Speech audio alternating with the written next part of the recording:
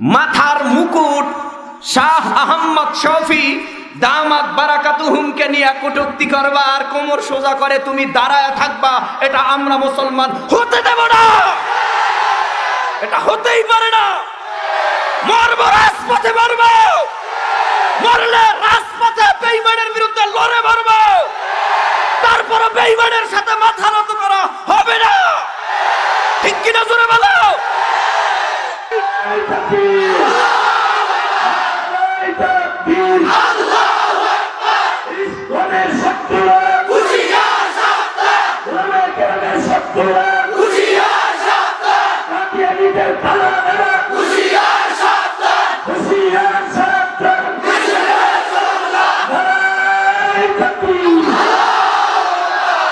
গোটা দুনিয়ার অবস্থা খুবই খারাপ, কারণ বেঈমান, নাস্তিক, ইহুদি খ্রিস্টানদের লাল কুত্তার দলেরা মুসলমানদের বিরুদ্ধে আজ কথা বলতেছে, মুসলমানদের নবীকে সন্ত্রাস বলে গালি দিচ্ছে, মুসলমানদের কোরআনের বিরুদ্ধে কথা বলতেছে।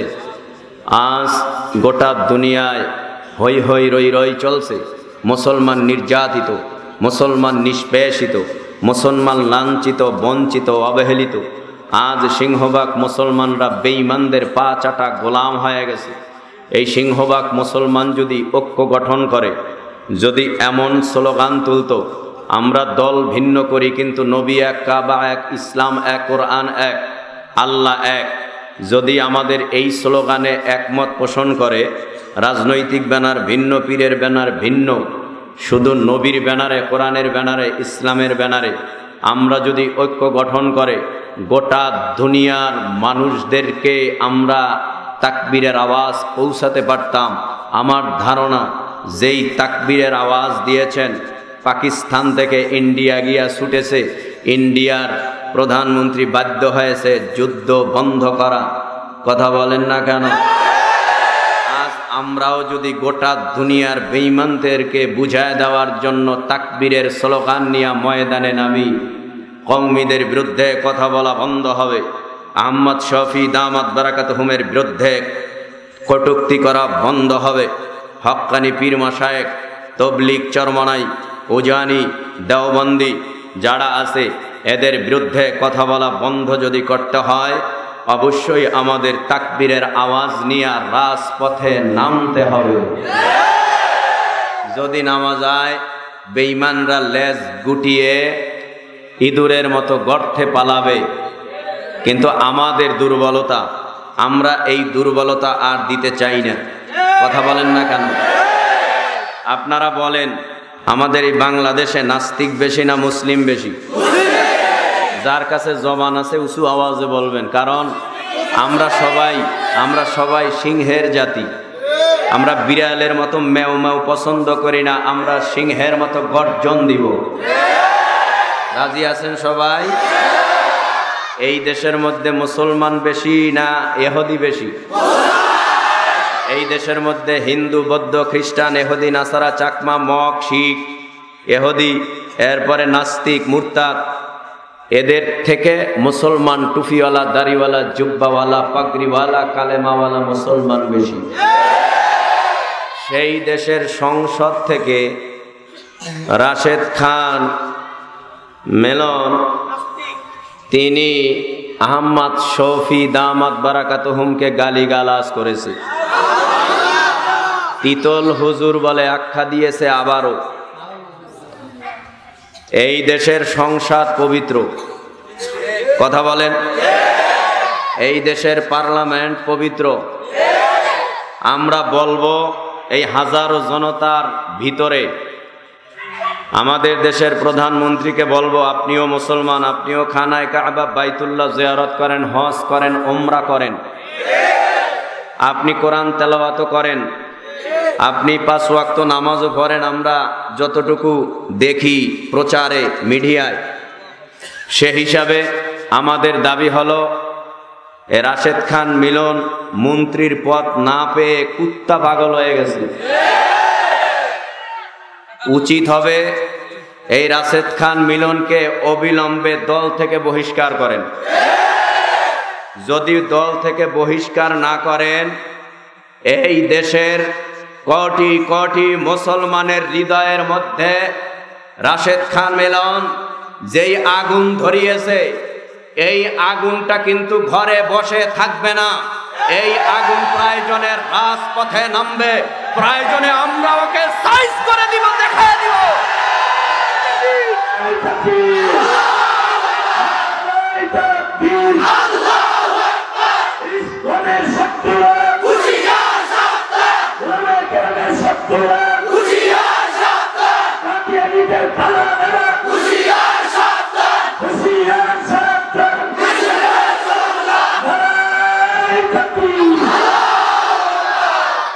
আমি কোন মুসলমানের বিরোধী না।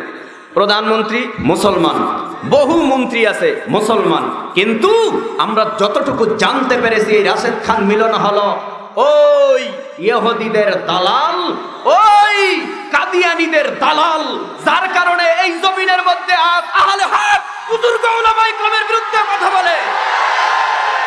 রক্ত থাকতে এই জমিনের মধ্যে কাদিয়ানী বলো, বন্ড বলো, এদের জায়গা দেওয়া হবে না। ঐক্য গঠন করতে হবে, রাজপথে নামতে হবে, রাজপথে নামতে হবে।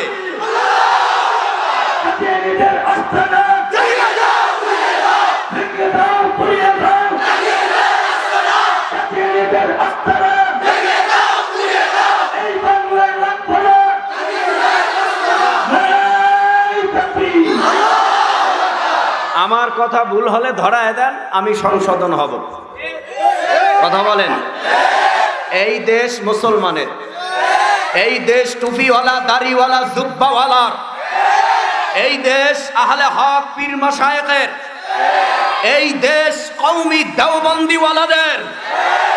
এই দেশে বসে দেওবন্দির মাথার মুকুট শাহ আহমদ শফি দামাত বারাকাতুহুমকে নিয়ে কটূক্তি করবা আর কোমর সোজা করে তুমি দাঁড়ায় থাকবা, এটা আমরা মুসলমান হতে দেব না।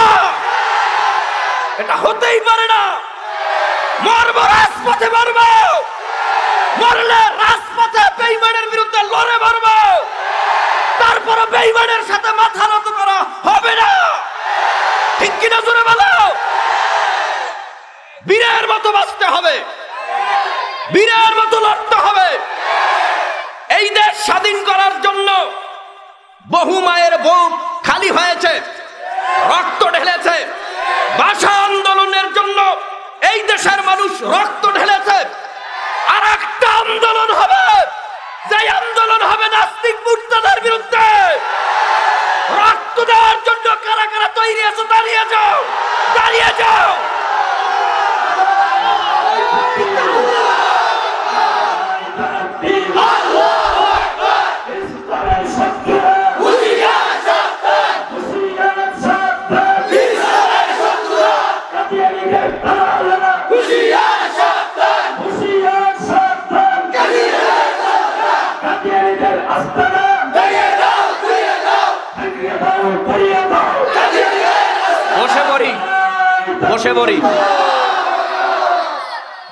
বসে পড়ি। রাগ করলেন, রাগ করলেন। এই দেশের মধ্যে আমরা কারো বিরোধী না, কিন্তু নাস্তিক ইহুদিদের দালালদের বিরোধী। কারণ এই দেশে আমরা বসবাস করি। এই যে দেখেন, কোটি কোটি মুসলমানের হৃদয়ের মধ্যে আগুন ধরায় দিছে রাশেদ খান মিলন। আমরা কথা বলতাম? আমাকে কথা বলাও কেন? তোমরা জানো না কোন মসজিদের ইমাম, কোন মসজিদের খতিব, কোন মাদ্রাসার মুহতামিম, এরা কিন্তু তোমাদের কারো বিরুদ্ধে কোনো কথা বলে না। যখন নবীর বিরুদ্ধে কথা বলো, তখন মুসলমানরাও এই জমিনের মধ্যে দ্বীপ টেনে ছিঁড়ে ফেলার জন্য রাজপথে হাজির হয়। আল্লাহ আমাদের সবাইকে কবুল করুন, আল্লাহ আমাদের সবাইকে মাফ করুন। আল্লাহ আপনি আমাদের সবাইকে কাঁধের সাথে কাঁধ মিলিয়ে ইসলামের খেদমত করার তৌফিক দান করুন।